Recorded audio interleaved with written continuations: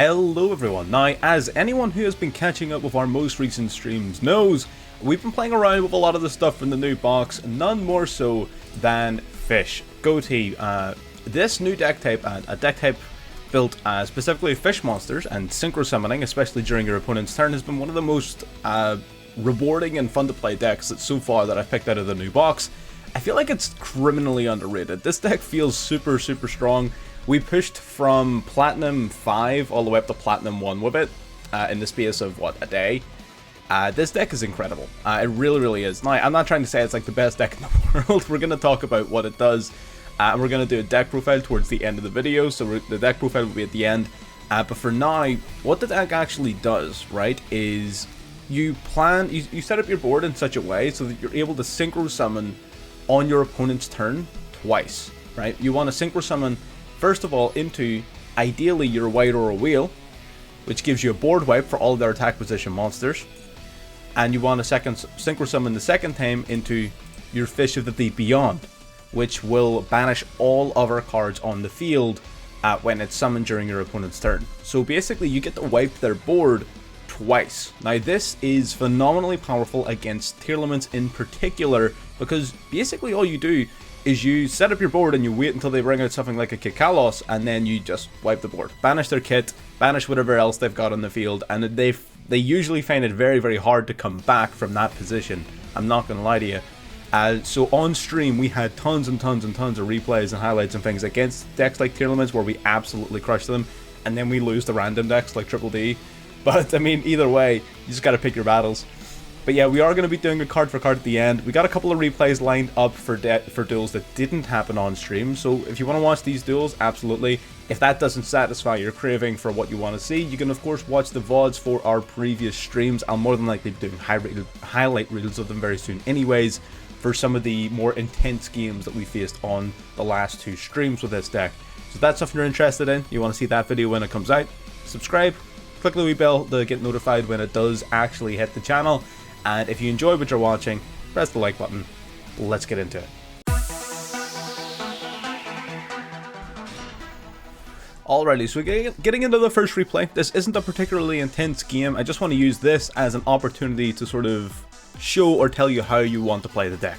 So what is your ideal end board? Before we even get into this, into what the cards are, you want this card here, and this card, you want those two banished, and you want any level 4 fish, any level 4 at all on your board. That is literally it. These two banished and any level 4 on your board, right? So this is a perfect hand for that sort of thing. Again, there's usually sort of better situations you can have, but this is a good showing of what you actually want to get done. So we're going to start off with the field spell. The field spell lets you banish a fish from your hand or graveyard to get searching for another GOATI card. We grabbed the level 4 because the level 4, whenever something is banished, will special summon itself. Now, we're playing the mirror match, so our opponent also had one to activate. Because we banished the monster from our hand, the fairy, we then get to special summon the level 4.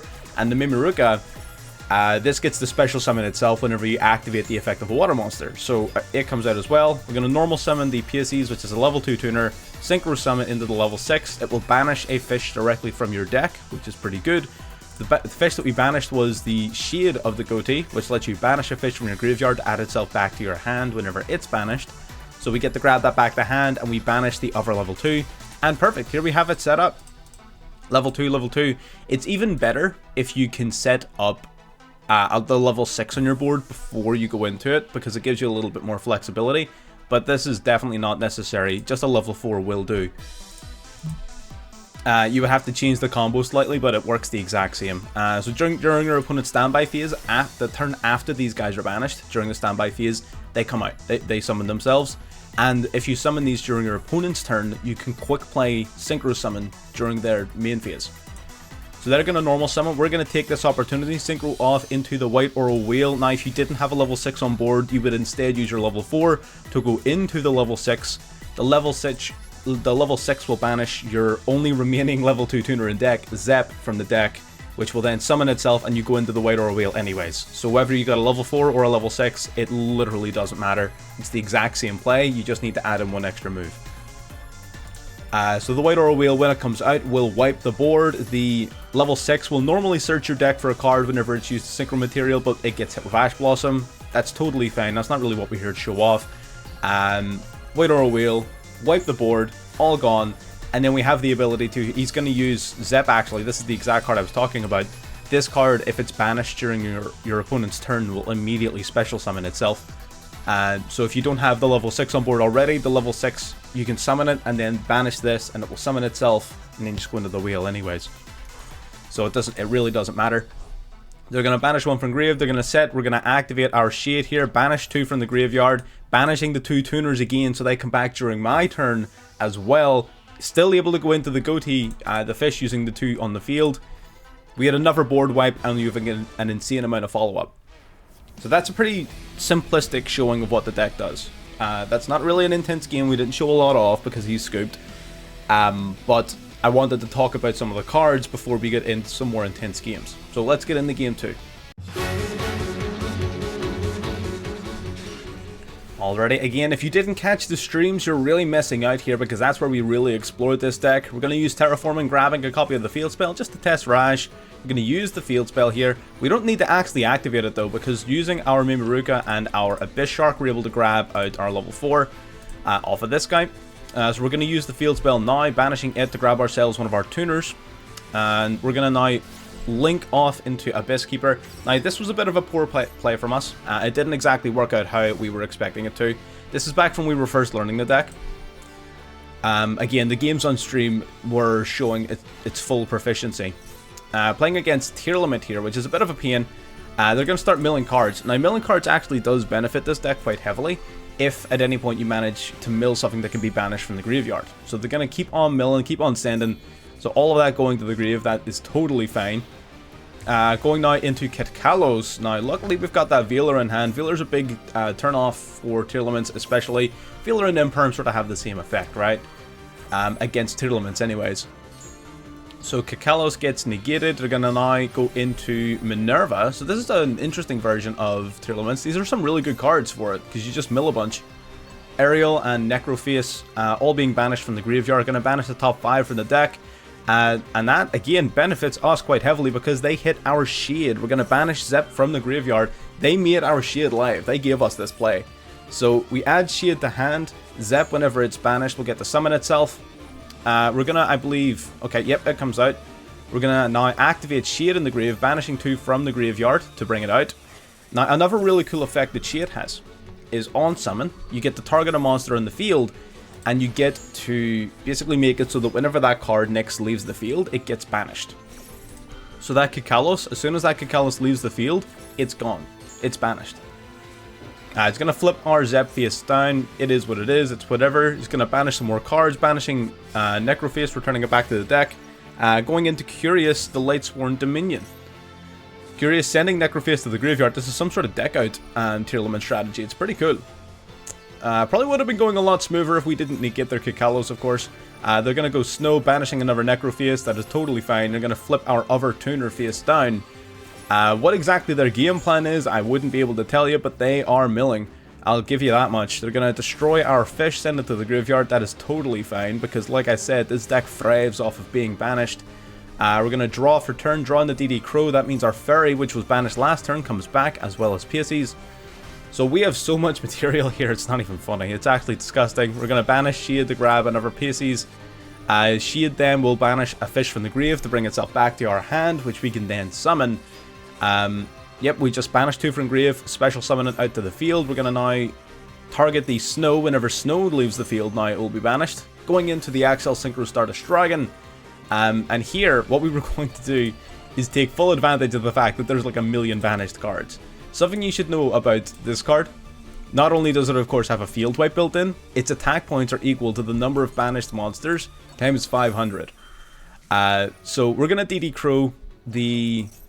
What was that, Kelbeck we hit? Yeah, we're going to try and DD Crow the Kelbeck. We're just trying to banish as many monsters as we can here, purely from the perspective of boosting our goatee's attack points, our fish's attack points.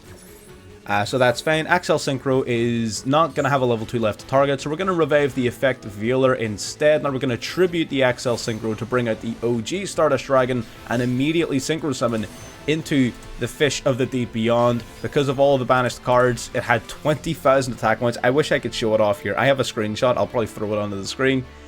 20,000 attack points it had. Nutty.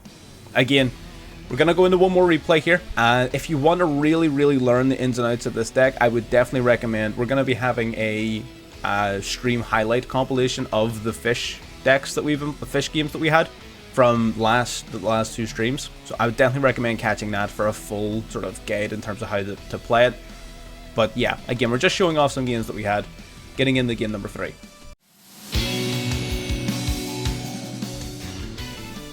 Alright, getting into the third game here. We don't exactly have a fantastic hand here, so this is what I want to show off in terms of what are you looking for when it comes to a bad hand, right? We are playing against tier because we were facing nothing but tier. They got the Siren, dropping the Merly to the grave, milling a Havness, that's fine. We all know exactly what tier element do, right? We're going to hit the Merly with Cult by the Grave just to stop it. Into the battle phase, we take a hit, and that's totally fine. So passing turn back to us, we basically need any of our starters, right? So Abyss Shark is a really good starter. The PSEs is a really good starter. Lifeless Leaf Fish is a really good starter. We have tons of them. We just didn't open any of them up, right? So now we've got some gas. We're gonna go Abyss Shark here. They are going to chain Max C, which does hurt our feelings a little bit. Max C does suck. Bringing out the Abyss Shark, using that to grab our Omen, and we're just going to end turn. We don't really want to play in the Max C too much, and we've got the materials in hand for a decent enough go at it next turn, assuming of course we survive.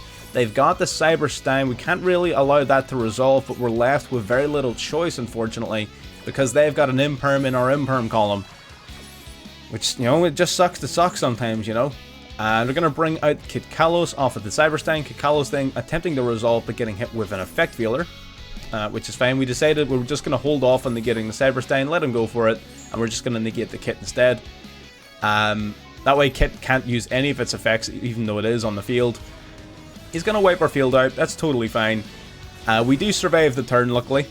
So we still have some life points, and we still have the ability to come back from this. They're going to go Triple Tactics, Talent, Draw 2, which, you know, Pot of Greed. Why not?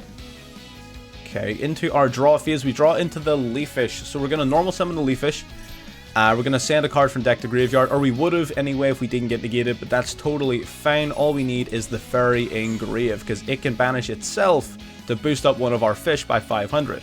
Now that's going to trigger 2 cards, the Mini Ruka, because Water Monster activated its effect, of course. Max C again, double Max C hurts. Double Max C hurts a lot. That's part of why we couldn't really go for it this game, to be honest with you. Mini Ruka comes out. We're going to summon out the Omen anyways, and use those to go into the Stealth Kragen. At this point, we sort of had to make a play to even attempt winning the game. So we're going to take that out. We're going to go destroy the Siren. We didn't really want to destroy the Kalos here, because if we did, he's just going to mill 5. A very, very, very tough situation to be in, to be honest with you. We could potentially have gone into a Abyss Dweller play, but again, it wouldn't really have mattered too much, to be honest. Abyss Dweller might have been better, though. Again, maybe that was a misplay on my part. This was back from when we were still sort of trying to learn the deck. But it's just a tough situation to be in. Fairy's going to resummon itself, but it's not going to be enough. Normal summon the Rhino Heart. They're just going to start comboing off here, basically. But yeah, the Stealth Kraken would have almost been lethal. All we needed to do was keep it on the turn for one turn longer. And unfortunately we didn't. Sometimes you lose. Sucks to suck. But yeah, there you go. Let's get into the deck profile, and we're going to talk about some of the plays and combos that you probably want to be keeping an eye out for, and what is a good hand and what is a bad hand, so on and so forth. Let's get into the deck profile. Alrighty now, the replays that we showed off today were primarily showing off the deck in sort of less than ideal situations, because, again, we've already streamed this deck twice, right? So anyone who's been paying attention to the channel already fully knows and understands the sort of combos and what exactly it is we're aiming to do with this deck. Now, if you didn't catch the streams, fair enough, you can either watch the VODs back, or of course that gameplay shows off most of it, but we are going to be making some highlight reels out of the gameplay that we had out of those 2 streams, so if you did miss them, don't worry about it. Videos coming out soon covering off that gameplay. It was a ton of fun, absolutely. But yeah, we're just going to go through card for card here, just so you know exactly what it is we are playing, starting off by removing the hand traps, just so we know exactly what it is we're looking at. Starting off, double DD Crow, then we got the Veiler, then we got triple Max C, double Ash Blossom, We got double Cult by the Grave and triple Infinite Impermanence. 14 slots, you can go absolutely nuts with. Do whatever you want. So getting into the main deck, so the idea behind it is, remember, all you really want is Pieces Banished, Shift Banished, and any level 4 on your board. That's it. That's your ideal situation. A still functional, but maybe less than ideal situation is even just a level 4 and one of them banished, right? Because you're still able to wipe the board at least once, which is still incredible. But you would rather have it twice. So, starting off with the Beautiful Princess. Beautiful Princess can on-summon, basically banish itself, and immediately special summon a level 4 or lower fish directly from the deck. So there you go. That's how you're typically going to go into your Leaf Fish, which sets up most of the rest of it. You've got Pieces, which can banish itself from the field to special summon any fish from your hand, which is a good way to extend into some of your other fish cards if you need to. Then you've got your Shift, of course, which can banish itself from the graveyard to boost up one of your fish by 500. So again, you really want to have these two cards banished because during the standby phase of the turn after they're banished, they will come back. And if that turn happens to be your opponent's turn, you can quick play Synchro Summon at any point during their turn into a fish type Synchro. Now, fish type Synchros you want to be summoning are your White Aura Wheel to banish the whole board, your Ascan to target and banish, or your Deep Beyond to banish the whole board. What you can go into depends upon your circumstance. But yeah, these two are definitely going to be the facilitators of that, alongside Zep. So Zep works slightly differently in that it's not like you banish it and then it comes back next turn like the others. This card, if you were to banish this actively on your opponent's turn, it will immediately special summon itself, and you will get to immediately Synchro Summon. That's how that works. It's a little bit different to the other two, but it's the same basic premise. Now, how does that actually work? Well, you're going to be banishing it using the Serpent of the Goatee. The Serpent of the Goatee, when summoned, will allow you to banish any fish from your deck, basically. So you summon this using any level 2 and your level 4, sometimes Shift and Leaf Fish, ideally. Synchro these two into Arion Posts. This card will banish Zep. Zep immediately resummons. Then you synchro off the level 6 and the level 2 into either your White Aura Wheel or your Ascan, the Bicorn Goatee. And ideally, you'll also have Pieces. So Pieces, you can use that with whatever level 8 it is you summon to go into your level 10. That's how it works. You're just climbing the levels, climbing the ranks. That's exactly what it is. And Zep does facilitate that. Getting into your level 4s, we have the Silent Angler, which can special summon itself from the hand if you control a water monster, but if you summon him from the hand, you cannot special summon anything else from your hand for the rest of that turn. That's why we only play this guy at 1, because a lot of your other summons will happen from hand. So you don't really want to be abusing this guy too much. We got the Lifeless Leaf Fish, definitely the best level 4. You basically get to on-summon, send a fish from your deck to the graveyard, which is great, because you get to send the likes of Shift, which will immediately banish itself. You'll get to send material for your field spell, you'll get to send whatever it is you need. So Leaf Fish helps a ton, definitely a mandatory 3 of. You've got Omen of the Goatee. This card can special summon itself from your hand whenever you banish a fish monster. So, of course, you're going to be doing that a lot, which works out, but it works especially well with the field spell, which we're going to talk about in a moment. So definitely, I think one of this card is fine. I don't think you need more than one of it, because it is searchable, and you don't really want to see it in circumstances where you don't search for it. So I would say one of this is fine. You can play more than one if you want. Mineuruka. So this card can special summon itself in chain to the activation of one of your water monster effects. So that is pretty decent. And it has an effect where you can banish a face-up fish, sea serpent, or aqua monster to target a face-up card in the field and negate it until the end of your opponent's next turn, which is sometimes useful. It's a decent way. Sometimes you'll use it to banish some of your fish off the field. Sometimes it'll banish itself just to negate something. It does offer a little bit more versatility to your Beautiful Princess by playing it, as well as to your Abyss Shark. So it's mainly here for versatility and as a possible extender, but the negate effect also does come up here and there. And speaking of the devil, we've got Abyss Shark. This card is both really, really good and a pain in my ass. So the moment you activate this guy's effects, you're locked into water monsters. which isn't really, it's not an issue. All of your core cards are water, but it does lock you out of certain extender engines that you might like to play. So there's that. Now basically what this guy does is if you control a water monster, you can activate his effect in hand, you can special summon himself out to the field, and then you get to add a level 3 or 4 level 3, 4 or 5 fish from your deck to your hand. So you'll likely add the likes of Omen or Minuruka, usually not the leaf fish because you've typically already used your normal summon, if that makes sense. So unless you've got like PSEs which you can use to extend in the leaf fish, normally you're not going to grab this guy unless you've got him on field. But if you don't, then you'll typically just grab one of these two, or even the Silent Angler. So it summons, it searches. It's really good because it can be used as a rank 4 if you're using it for an exceed summon of a number, which makes your Kragen really easy to summon. So Abyss Shark's definitely really good. It's not mandatory. If you don't want to play this, you don't have to. But I like it. I like it.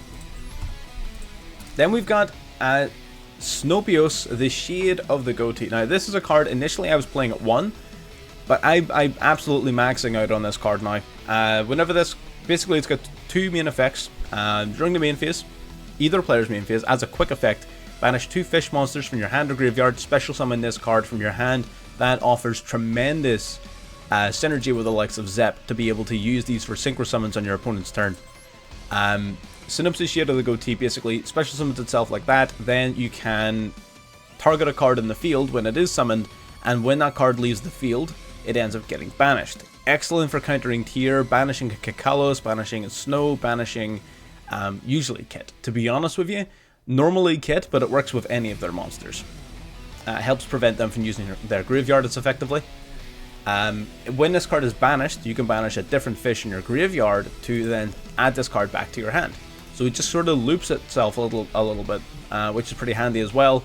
You can get away with playing one of this if you really don't like it, but it's not a card I ever don't like seeing in my hand. So absolutely, I think playing 3 of this is a good idea. Then we've got Terraforming to grab our field spell.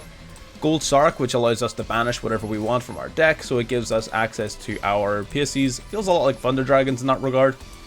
Pot of Prosperity to get Millen. And lastly, the Most Distant Deepest Depths. So if you control a fish synchro monster, first of all, this card can't be destroyed or banished, which is useful because it means that if you were ever to use the effect of GOATED of the Beyond, then your field spell isn't banished. It's unaffected by this guy's effect because at the time you had a fish synchro, right? So that's fine, so it gives itself some protection. What it actually does is you banish a fish monster from your hand or your graveyard to add a GOATED card to your hand. So typically what you'll do is you want to banish, ideally, PSEs or Shift, either from your hand or from your graveyard, ideally the graveyard of course. And you want to search your deck for normally Omen, if you want to extend. Because this guy, if you were to search for Omen, because you just banished the part of a card effect, Omen will immediately special summon itself after being searched off of the field spell. So if you want a quick extender, Omen is the way to go. If you don't, maybe you already have your board set up or you already have a plan, then it doesn't hurt to grab Shade of the Goatee just to give you some more follow-up during your opponent's turn. A little bit more versatility. So definitely mandatory for you. I think this card is phenomenal. Absolutely. Getting into the extra deck, we're playing 2 copies of the Serpent of the Goatee. So whenever this card is synchro summoned, banish any level 6 or lower fish from the deck. Like I said, that's primarily going to help you with your Zep if you're using it during your opponent's turn. If you're using it during your turn, you're just going to be using it for one of your other cards, PSEs or Shift. But during your opponent's turn, you'll use it for Zep, because Zep will immediately summon itself and immediately synchro summon into a level 8 of your choice.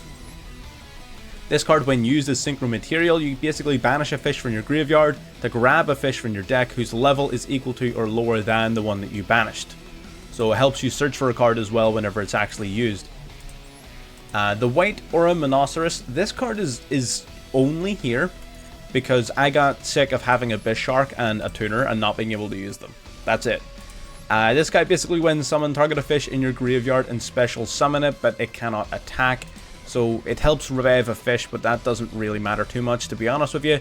It's mainly here just for to be used alongside the Abyss Shark. That's pretty much it. We got Stardust Dragon and the Axel Synchro Stardust Dragon. We'll talk about these two as a pair, because that's what they are. So, the Axel Synchro Stardust Dragon. Whenever this card is summoned, you'll get to revive a level 2 or lower tuner from your graveyard. Right, so that's good. Then you can, at any point during the main phase, yours or your opponent's, as a quick effect, tribute this card to Synchro Summon your Stardust Dragon with 0 cost. You don't need to use any materials. You special summon it from the extra deck, but it does count as a Synchro Summon. Which means it is summoned properly. So you special summon the Stardust Dragon, and then you immediately Synchro Summon using monsters on your field. So you normally are going to be combining a Stardust Dragon with any of your level 2s to go into a level 10 of your choice. Now you've got a number of choices. If it's your turn, then you probably want to go into the likes of Baron de Fleur, Satellite Warrior, or Supreme Sovereign, all 3 of which we'll talk about in a moment. If it's your opponent's turn, you might want to go into GOATED of the Deep Beyond. So being able to immediately Synchro Summon like that is awesome, but on top of that, the monster that you summon is unaffected by opponent's activated effects until the end of the turn of its summon, which is incredible, right? So absolutely, Axel Synchro Stardust Dragon is amazing. We got the White Aura Wheel, which is typically the monster you'll summon during your opponent's turn. When it's Synchro Summoned, destroy all attack position monsters your opponent controls. Wipe the board, get rid of it all. It can attack up to twice every battle phase against monsters. It deals piercing damage, so it's amazing offensively. And if it's ever destroyed, you can banish another water monster in your graveyard to special summon it back. And that's not limited in any way to once per turn or once per whatever. It just continuously comes back and banishes fish from the grave. So it's a good way not only of keeping itself around, but also re-banishing your tuners to come back during your turn and loop them even more.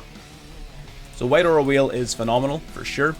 Our alternative level 8, maybe you're playing against an opponent who's playing defense, maybe they're playing back row, maybe they're expecting the whale and playing all their cards in defense, or maybe you're playing against tier limits and you have like a particular card you don't want to destroy, but instead you want to banish. Well, that's where Ascan, the bicorn goatee, comes in. When this card is summoned, you get to target a card your opponent controls and a monster you control, a fish, banish both. So typically you're going to target itself and an opponent's card, banish both. And when this card is banished, once per turn, you get to resummon it. So you can continually loop this card as well. Once it's out there, it's going to keep on coming back. And it's going to, of course, banish something when it's initially summoned as well. So that is really damn useful. Getting into the level 10s, we of course have Satellite Warrior. This is meant to be used almost exclusively with your Axel Synchro Stardust Dragon. Basically what this will do is it will count all of the Synchro monsters that you have in your graveyard. You will have at least 2, right? You'll have at least 2. But it will count all the Synchro monsters in your graveyard. You destroy that many cards your opponent controls, or up to that many cards your opponent controls, and you gain 1000 attack for every card destroyed. So this guy is going to pump a bunch of cards when he's summoned. He's going to have a shitload of attack points, at least 4500, and until the end of the turn in which he's summoned, it's going to be unaffected by card effects. Unaffected by activated effects, I should say, because of the Axel Synchro Stardust Dragon. So Satellite Warrior is amazing in combination with the Stardust Dragon. Absolutely. If you can find room in your extra deck for it, I would put it in. You don't have to play him, he's not mandatory. I don't summon him very often, but when I do, you feel the hurt. It hurts. Baron de Fleur is another very generic level 10.